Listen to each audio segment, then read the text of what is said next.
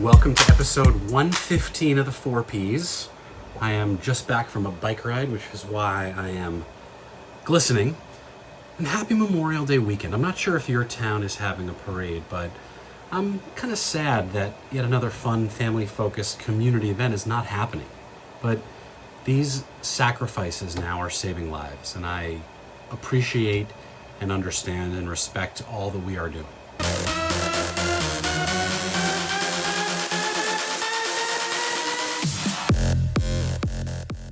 And that is lifting my spirits. So keep doing your part and stay the fuck home if you can. And when you do go out, wear a mask. We know there are plenty for sale on Facebook and Amazon through targeted ads, even if they do take 6 to 8 weeks to arrive.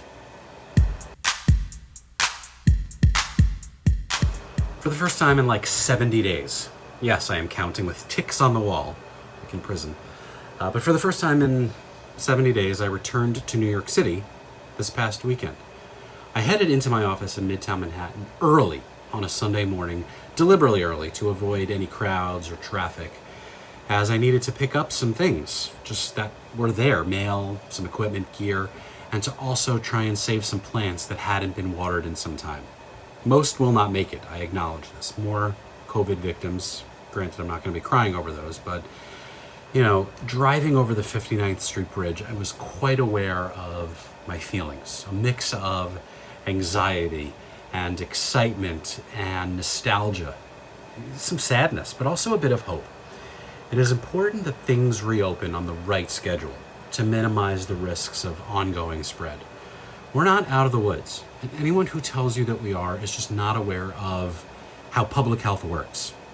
But driving through Queens and then the bridge right up over that hill, then across to Fifth Avenue, there were a few surreal moments. One was driving up Madison Avenue, hitting every green light with 0 cars in traffic, going 70 miles an hour, like I was in I Am Legend, Will Smith.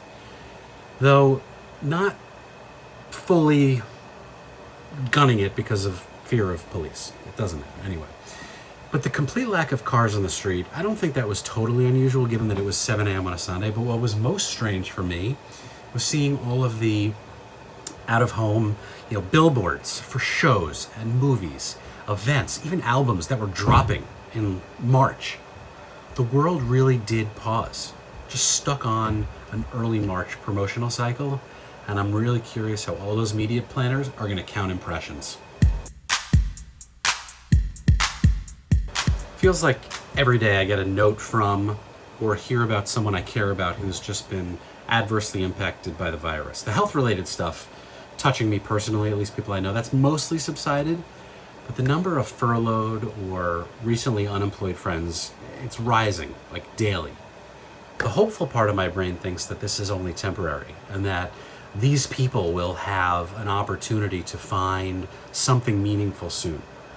But the more realistic side of my brain tells me that, on the whole, the economic ramifications of this crisis could last, 2-3 years, and who knows who's going to be next. I can't say what my own hiring needs will be as I try and figure out what my own company is going through. We're in a pretty stable and positive condition, which is good. But I've stepped up my networking game, connecting with lots of people lately just to check in and see where they're at. And I've kept my eyes open just when people post about open roles to see if I can connect a person with an opportunity. So if you're watching this and you're in need, if you're anxious, if you're looking to connect, if you'd like an intro to somebody in my network, or if there are other things that I can do to help, please do not hesitate to reach out. A lot of you already have, and I'm grateful that you see me as someone who can help. When I found myself actually 2 years ago looking to see what I wanted to do next, so many of you are gracious and generous with your time. And I will forever be indebted to you, and I will pay that back threefold if you're someone who's helped me, or even if you're not. I know it's easier said than done, but for those of you in this position, I would encourage you to spend at least an hour or two outdoors or working on something that's not stressful. The money versus time spectrum that we're all on continuously, it shifted for so many. Lots of us were making more money but had less free time.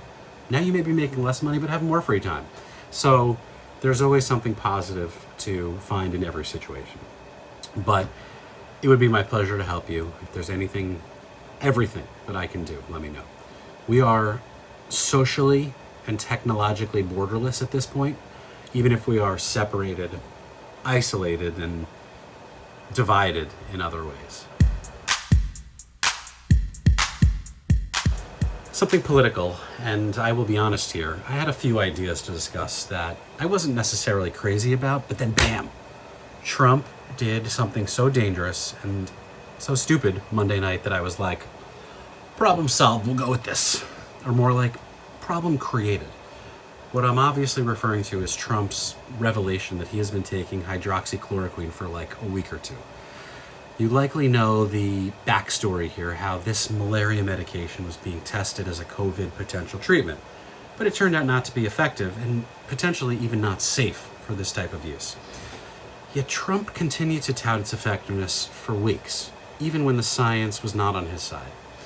Recent studies have shown that the drug has little to no effectiveness in treating the virus, and the FDA has issued a warning specifically regarding the potentially deadly side effects, especially for people who already have health conditions or, as my queen Nancy Pelosi said, are morbidly obese. Personally, I think he may either be lying that he's taking it, because government doctors would not allow a president to do something so foolish. But if he's not lying, then his stupidity is even greater than we thought. Immediately after Trump made his stunning announcement or disclosure on Monday night, Fox News anchor Neil Cavuto directly warned Fox viewers that they should not listen to the leader of the free world advising them to take this potentially dangerous treatment. Later on, however, other Fox opinion hosts praised Trump for doing this, which could also prove to be just as dangerous. The uninformed people listen to and treat these opinions as fact. Yet in countries with better leaders, the hospitals in France and Sweden, they stopped making the drug available because of its potentially dangerous cardiac side effects. Yet here we are, and there's about to be, more likely than not, a run on hydroxychloroquine because one stupid imbecile said that he's taking it. And last, but probably not shortest this week, is something professional. In many places, for many companies, restrictions around COVID-related lockdown are starting to relax. I think much of this is dumb and premature, dangerous even, and maybe even criminal. But on the other hand, the economy in marketing, our industry, is tied to those we serve. We are an adjacent industry whose ups and downs are tied to many other factors. But for us, right, COVID-related implications and the impact will be long-lasting, both positive and potentially negative. Knowing that there are 3 phases of what we expect to be this return to normal, the new normal, blah, blah, blah, right? We're first going through that initial crisis recovery phase now.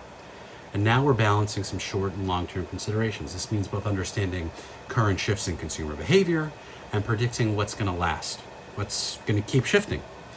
These are converging challenges, but the solution is forcing an acceleration around all sorts of digital engagement. Thinking about consumer behavior means remembering that we're talking about humans, not just numbers. So these are changing trends in how we behave and how the consumer behaves.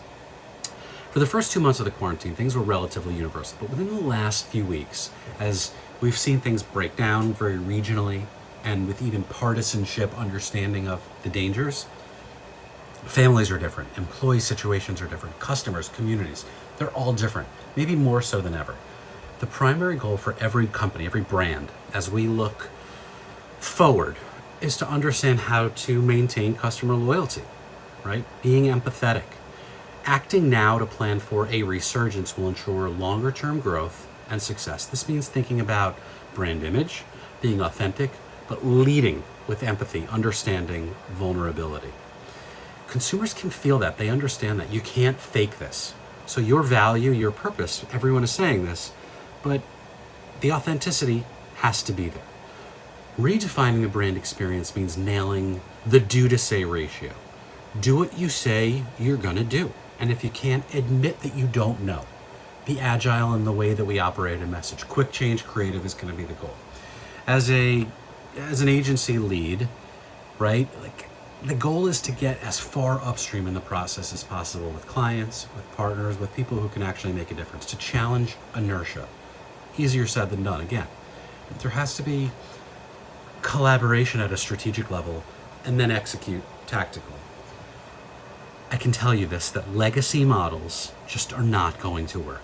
I see it, I feel it, I know it, I'm experiencing it, which is why I feel so good about how we work and how my company is positioned. So much of the model has yet to be challenged. So let's challenge more to deliver better.